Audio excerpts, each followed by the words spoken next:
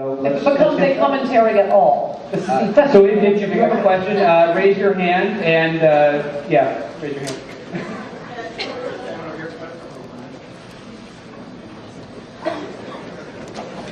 So with the passage of the health bill in the U.S., where are Canadians going to go now when we need timely health care?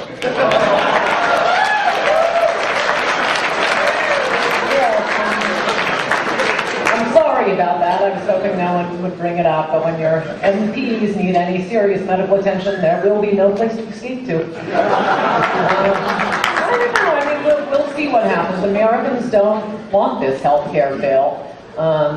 And as Ronald Reagan said, you can always trust the American people. I don't know how it will happen, but I think there's going to be a big punch back, and I wouldn't count on this being the last word.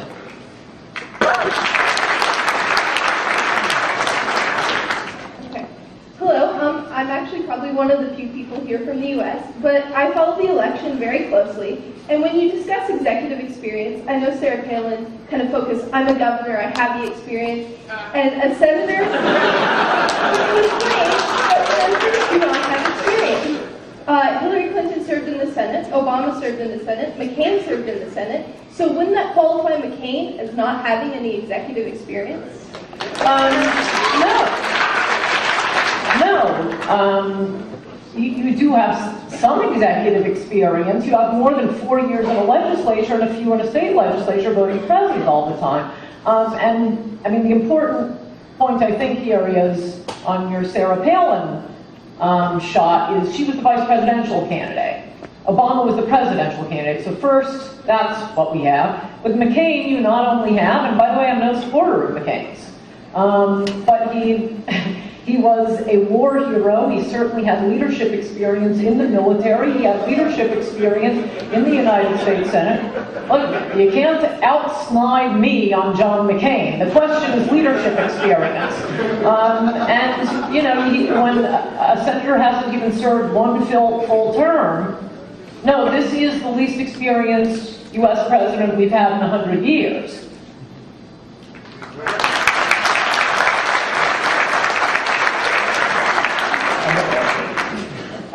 My question is actually about the political spectrum. As you talked about the political spectrum, so that there's a wide variety of different opinions. Do you feel then that it's somewhat disingenuous to imply that there are only two extremes, and it's more important for those two extremes to be debated? It seems that only conservatives get treated in one way and only liberals get treated the other way. What is the dividing line between those extremes, or between these ends of the spectrum? I don't think I'm talking about extremes at all. I'm talking about conservatives and liberals. I mean, another one. Isn't that the extremes? No? Oh, I'm sorry. I thought two was spectrum was extremes. Well, that's I don't know. I find that a very strange remark. So, I don't know. You got a right foot and a left foot. You don't understand that there's no middle foot.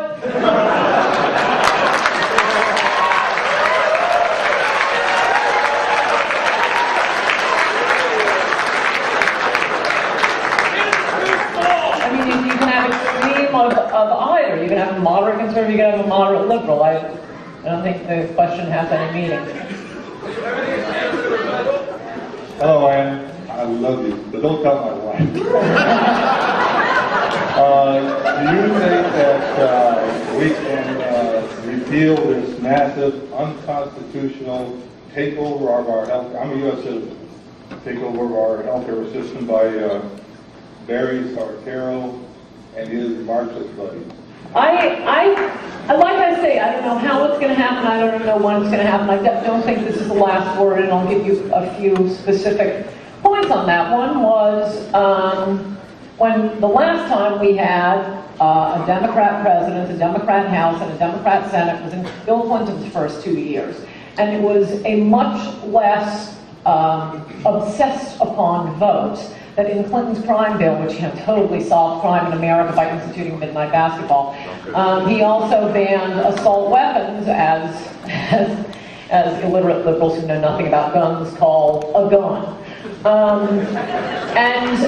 that vote alone, and I know this not only because it was clear from the voting patterns, I know from Democrats who were working for, in fact, Joe Biden at the time, and had to go collect votes from Democrats on that crime bill.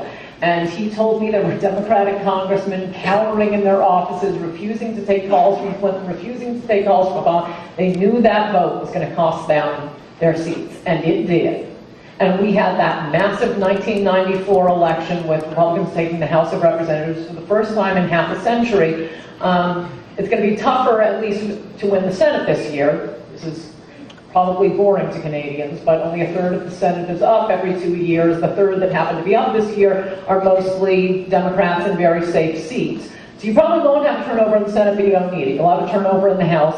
And you'll have enough Democrats who will then be up in another 4 years that I think even the Democrats in the Senate might not be as crazy as these last ones were. Point two, generally when people are given something free from the government, they like that. That's sort of been the Democrats' modus operandi. Take from some people, give to others. You have the votes of the people you're giving to. What was curious in this healthcare debate to show how much Americans do not want socialized healthcare is that Ben Nelson, you probably heard of the Cornhusker kickback. In order to get his vote, he's a conservative Democrat, which as you can see means a lot these days. To get his vote, they gave his state an enormous amount of money called the Cornhusker kickback. When Ben Nelson, after getting goodies for his own state, went back to Omaha, he was getting booed walking into pizza parlors. I can't remember another time when people who were getting something free from the government thought it was so outrageous and so unfair that they opposed the senator who brought home the bacon for them. And then finally, what I'm sure you all know about, the late Teddy Kennedy's seat in Massachusetts. He held it for more than 4 decades. Massachusetts is the Soviet Union in the United States. And you have this Republican running for office campaigning saying, I will be the 41st vote. And he won that election.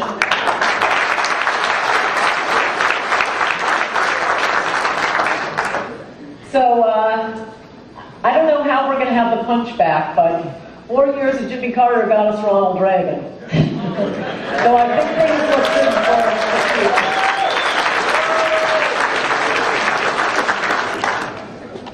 Whereas the United States in the past year and a half has been undergoing some really radical changes, I think culminating in this socialized medicine program that they've been trying to pass through or ram through it. Do you think that the United States is ever going to see anything similar to the Human Rights Commission that we unfortunately have in Canada, or would you imagine that would be sort of the tipping point for the American citizenry where they'd say, no more, we're not putting up with crap like this? Excellent question. Speaking as the victim of a hate crime, and I will be filing a complaint with the Human Rights Commission.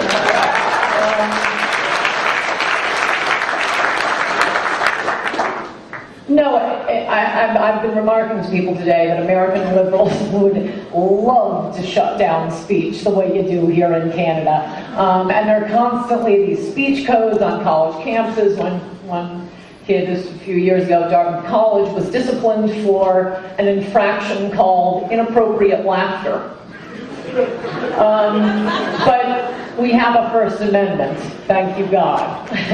So no matter how crazy the liberals get, usually on college campuses, which I've always liked since you're here, we need academic freedom because we have so much tolerance, and we're going to throw around ideas on a college campus and it will be so open and liberal, and it is total fascism and speech codes, and on American college campus, I don't know if you've ever heard of this, they actually have little areas they call free speech zones. See, outside of a college campus, that's called America. Free speech zone. But no, we have the First Amendment. Ms. Coulter, this question pertains directly to your visit here to Canada.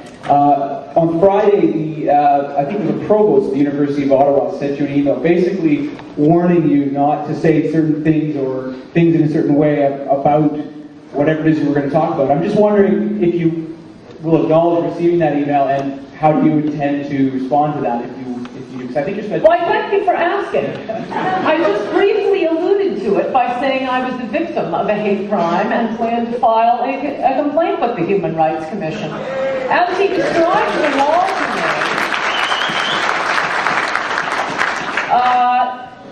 Canada bans speech that brings hatred on a person for being part of an identifiable group, perhaps leading to violence. He accused me, because I am part of an identifiable group, I'm not sure it is conservative, female conservative, or Christian female conservative, but I'm sure the Human Rights Commission will get to the bottom of it by finding out what other speakers have received a letter threatening them with criminal action for engaging in inappropriate speech. So, yeah, I think I'm the victim of a hate crime here. And by the way, unlike the provost or anyone he thinks I might have insulted, I have repeatedly been subjected to violence on college campuses, and I plan to bring the witnesses right back to testify before that commission. Because either what he did to me is a speech hate crime, or that whole commission is BS.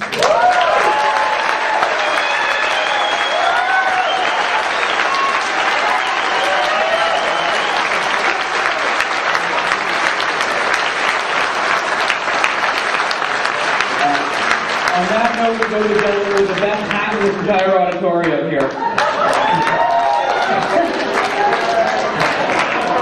Boy, are you in the wrong country. I actually went to the Detroit airport yesterday, and I got a lot of looks at the airport. Little security thing. Anyways, I'd like to know, how long do you think we can keep accumulating the massive amounts of debt that we're doing in Western society and continue on with the lifestyle that we have? Like, how much longer can we keep borrowing before the debt collector comes? And we got to get rid of some of this socialism. No, yeah, that's a great question. It's a very serious point. And I think some people, I think even some Democrats have recognized it. But this is a very serious point you've raised. I mean, California is about to go bankrupt. That hasn't happened before. Who is going to step in to save them? The Republicans? They never vote for Republicans. The Democrats? Why? They never don't vote for Democrats. And where are you going to get the money to save California? You are going to have states going bankrupt. I don't know if you remember, but there were two prongs to the Reagan tax policy. One was the Laffer curve, that if you overtax people, they will just come up with tax shelters. They won't work as hard, they won't take the extra job, they won't work overtime. You cut taxes, this is the famous Laffer curve, you cut them to a certain point, and you actually get more in revenue. And by the way, that turned out to be true. Reagan did get more in revenue. But I always, sort of hoped that the backup plan was you get less as revenue. And by cutting taxes, you force the Democrats to cut spending. Well, now you don't need a policy to do that. There's no money left. There is no money left. You can't keep taxing people when there is no money left. And that's what the Democrats are running up against. All of Western society.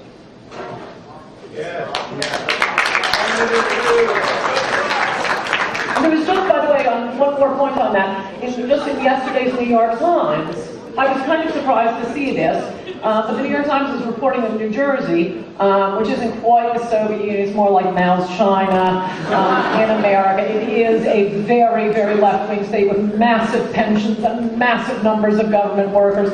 And that was that was almost as big as the Scott Brown election in Massachusetts. Chris Christie, this Republican, ran on cutting spending in the state of New Jersey. And just yesterday, the New York Times had an article saying that even government workers, even Democrats in New Jersey are saying, thank God for Chris Christie, we can't go on like this. I have a mortgage, I need a job too. I don't care that I have this fabulous government benefit. On September 14, 2001, you said that America should invade Muslim countries and convert them to Christianity. You also said that they should get all the Muslims to boycott all airlines. When asked what the alternative modes of transportation were, you suggested flying carpets.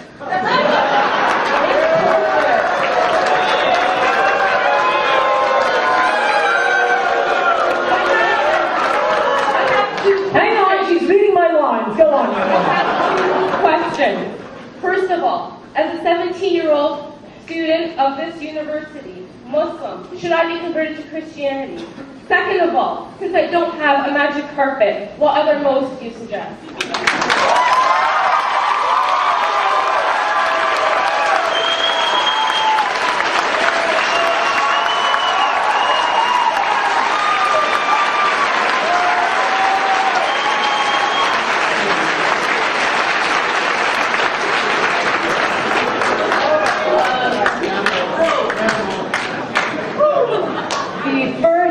You dropped a line from the first quote. It was invade their countries, kill their leaders, and convert them to Christianity.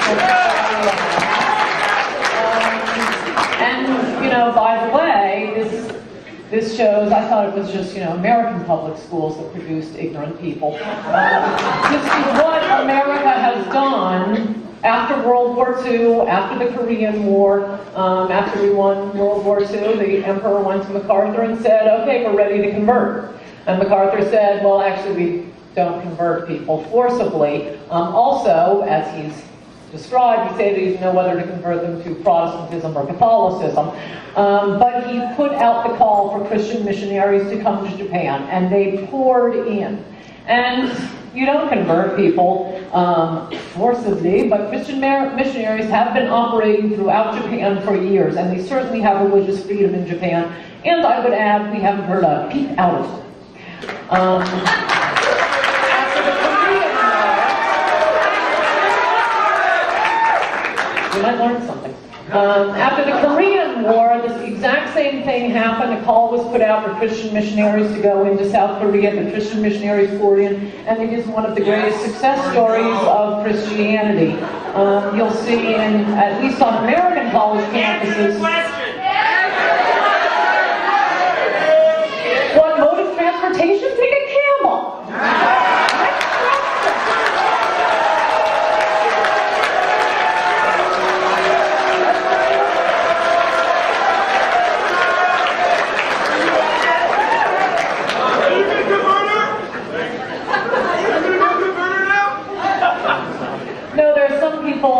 I'd just as soon not convert. And I'm kind of a mean Christian. But if you want me to get straight to the point, there you go.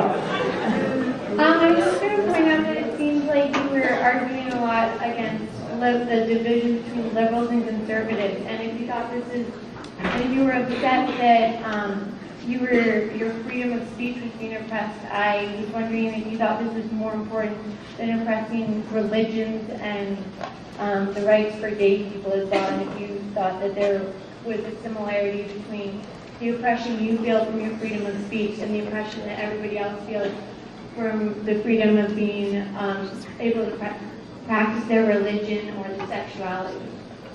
You must have just walked into the room because that bears no relation to my speech. As I said, both Republicans and Democrats oppose gay marriage. One is held accountable, one isn't. Both conservatives, Rush Limbaugh, quoting a liberal, used the word Negro, as did Democrats. One is considered a lynching, the other one it isn't. So your question makes no sense whatsoever, and you're a Canadian with all your teeth, so I don't know why I don't understand, but it has nothing to do with what I just gave a speech on. Thank you.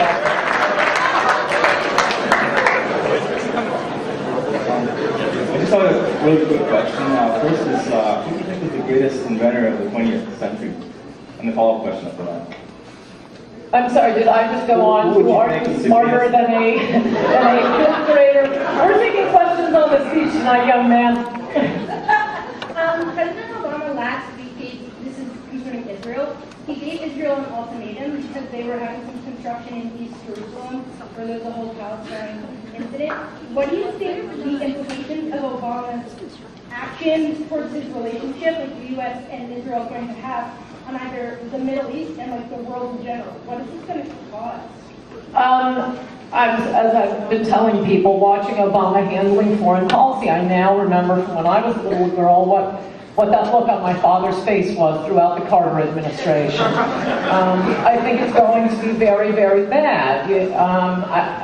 I mean, it's interesting that liberals understand how fear and intimidation, they use that method against conservatives. They won't use it against our enemies. No, there they expect, Obama to just go over to the Muslim world and they'll all get tingles up their legs, the way TV hosts in America do, and he'll just be so charming. Well, no, it doesn't work like that. And you want to bring peace. Look, I think the simplest way to put this is you cannot force people to like you. You can force people to fear and respect you. And he just thinks that, well, what the media keeps telling him, he is so cool when he smokes. I don't agree with everything you say, but I think you're the gutsiest person I've ever heard speak. So, I'll give you that. I want to ask a question about the political spectrum. I don't consider myself somebody who's left wing or right wing. I like to remain neutral a little bit as much as possible. My friend Michael Stone down in the front row actually sent me an email today compared to an amoeba and called me a little leftist. That's okay. We're friends. I just wanted to know, in terms of, you've been doing a lot of criticizing, you've been criticized a lot yourself, and you've taken it, and I give you props for that as well, but I just am wondering what you would consider to be kind of an ideal society. I know we can't talk in terms of, a golden age where everything's nice and pretty and stuff like that, but you've talked a lot about how people are criticized and how people throw criticisms around, so in terms of free speech, what's your ideal society for both ends of the spectrum? Oh, I thought it was my ideal society generally, which would be no liberals and like 7-gallon flush toilets. My ideal world for freedom of speech it's freedom of speech. It's you can say anything and let the winners and losers, let them, I promise you people are smart enough to figure out the Holocaust deniers haven't developed much of a following in America. And yet they have full freedom of speech in America. And I mean, it allows people to understand error and to do thinking for themselves. It's part of living in a free society. I would limit it to speech, however, and not to nudie dancing and whether or not the strippers have to wear pasties as the Supreme Court has entered into. No, not symbolic speech, not close-up photos of women's vaginas. Speech. That's what the First Amendment refers to, and that's what I believe in.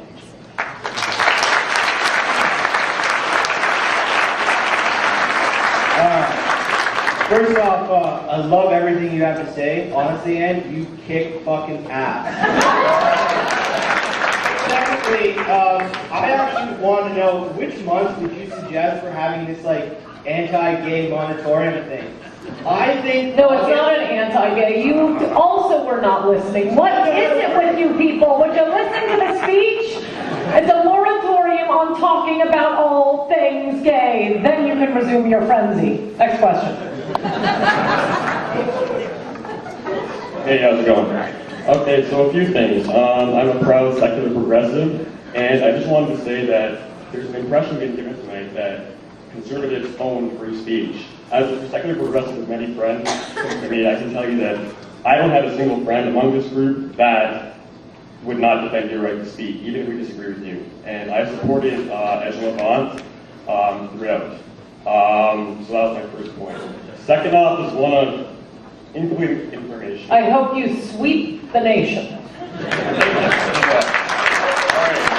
second thing is you mentioned the differential treatment for Harry Reid when you talked about Barack Obama's race. True, but that happens on both sides. When you have a family values conservative in America, and they spend years and years campaigning on protecting marriage and whatnot, and then they go and get down getting busted cheating on their wife for years on end. All they do is go call up Jesus on the phone and say sorry, and everyone forgives them on the conservative side. No, but what you're talking about there is a personal failing as opposed to what the outside world is saying.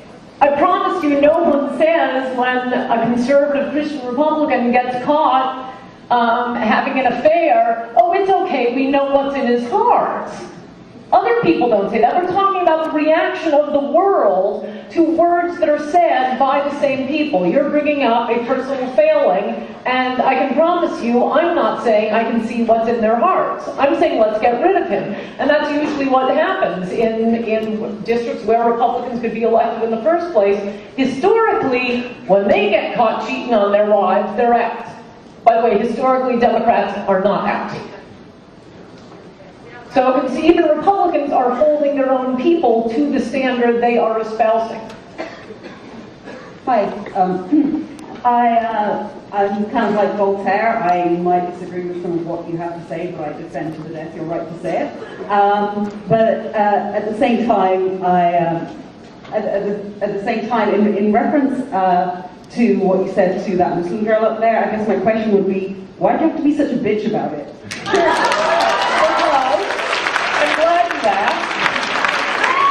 Because I was giving an informative answer that might have taught the audience something, and they started screaming, answer the question. Well, there was only one question in her long speech, and the one question was, how do you expect me to travel? Referring to a joke I had made. So if that's the only thing your little crowd in the room wanted me to do, answer that one question, you're going to get another joke.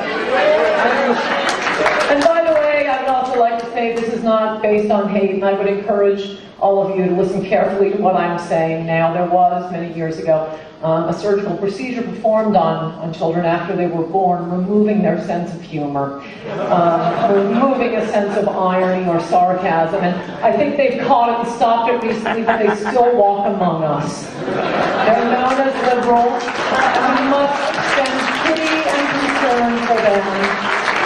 And that is so deepest, so heartfelt.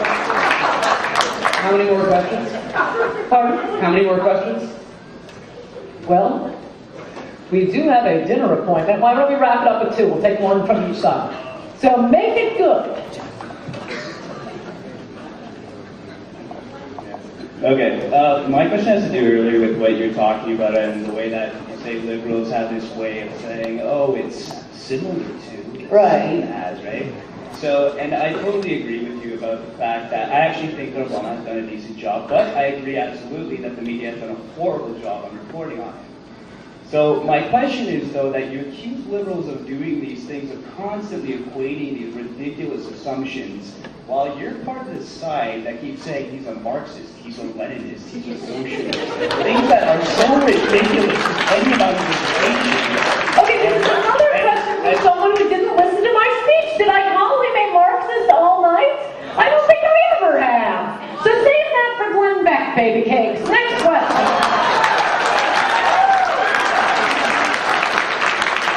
Hi, my name's Neil. I was hoping to tease out the difference between free speech and hate speech. So my question... Free speech on what? Free speech and hate speech. I want to kind of tease out the difference. So my question is, your kid comes home from school one day, and she says that the teacher has... No, I don't think there is a difference. You're starting on a line that makes no sense. What's the difference in a beagle and a dog?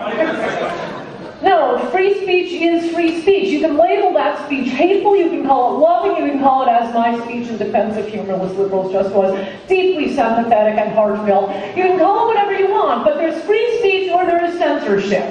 So you're starting with a premise that makes no sense, and I want to thank you all for being here tonight. Everyone, thank you.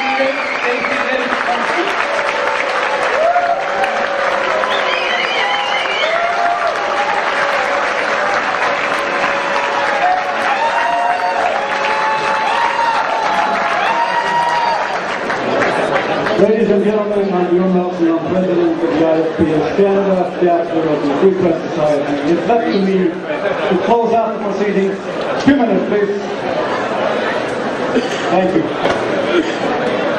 For those of you who have enjoyed this evening, we in the Free Press Society of Canada will ask for your support. We can only continue to do these events if you support us and if, in fact, you become members. We will continue these events across the country for the rest of the year, and as you can gauge from the excitement of the night, there will be many, many more like this, and we can promise you that this is going to be free speech from start to finish. We will practice free speech as opposed to just talking about it in the abstract. So anybody who wants to talk to us about becoming a member, come and see me right after this. Thank you very much and have a great night.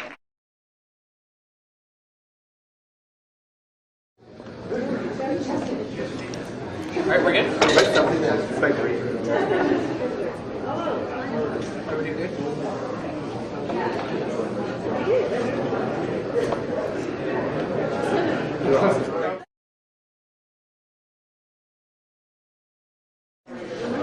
Thank you so much. Guys, Thank you. Yeah, you betcha. I think we have to go this way. Oh, we gohave to turn around there. Thank you. Nice to meet you. Dave, wait. You're taking a picture. Wait. Thank you. Oh, really? That's fantastic. That was the first place when we had to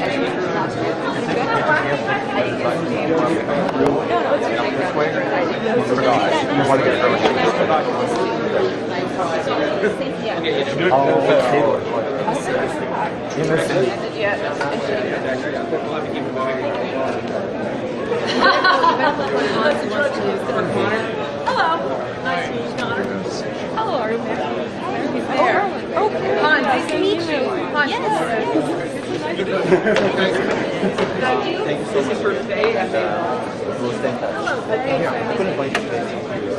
I'm not I'm not either, but just use this.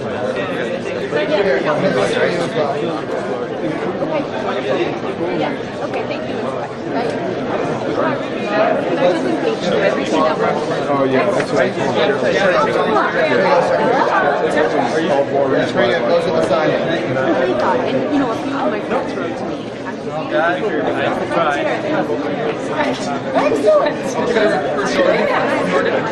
I told him he's done already. It's hard to Don't worry. Yeah, we gotta get more conservative voices going here. Thank you. Do you have room for this one of these as well? Just get back Mind you, there now. That's all that over there. No, but these over there. You should find out. Thank you. You know what? Sure, I got my shirt over there.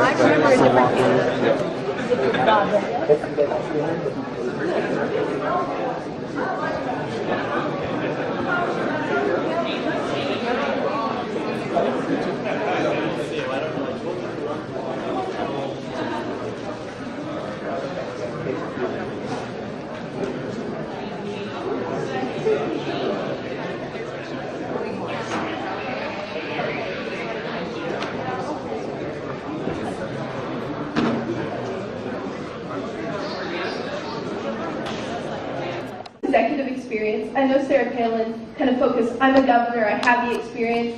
And a senator, senators do not have experience. Hillary Clinton served in the Senate, Obama served in the Senate, McCain served in the Senate. So wouldn't that qualify McCain as not having any executive experience? No. You do have some executive experience. You have more than 4 years in a legislature and a few in a state legislature voting president all the time. And I mean, the important point I think here is on your Sarah Palin.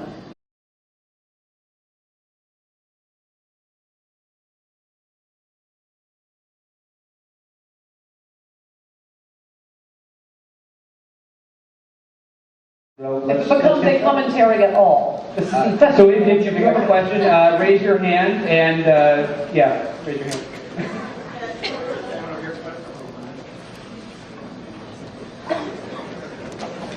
So with the passage of the health bill in the U.S., where are Canadians going to go now when we need timely health care?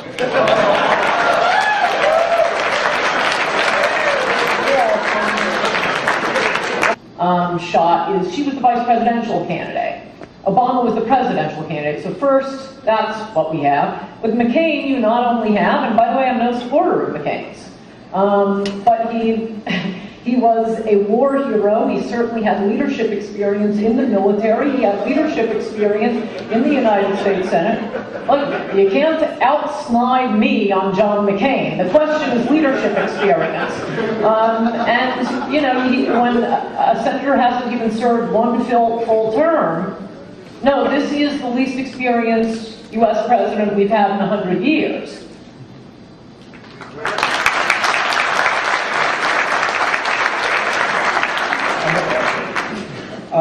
My question is actually about the political spectrum. As you talked about the political spectrum, so that there is a wide variety of different opinions. Do you feel then that it's somewhat disingenuous to imply that there are only two extremes, and it's more important for those two extremes to be debated? It seems that only conservatives get treated in one way and only liberals get treated the other way. What is the dividing line between those extremes, or between these ends of the spectrum? I don't think I'm talking about extremes at all. I'm talking about, I'm so sorry about that. I was hoping no one would bring it up, but when your MPs need any serious medical attention, there will be no place to escape to. I don't know. I mean, we'll see what happens. Americans don't want this health care bill. And as Ronald Reagan said, you can always trust the American people. I don't know how it will happen, but I think there's going to be a big punch back, and I wouldn't count on this being the last word.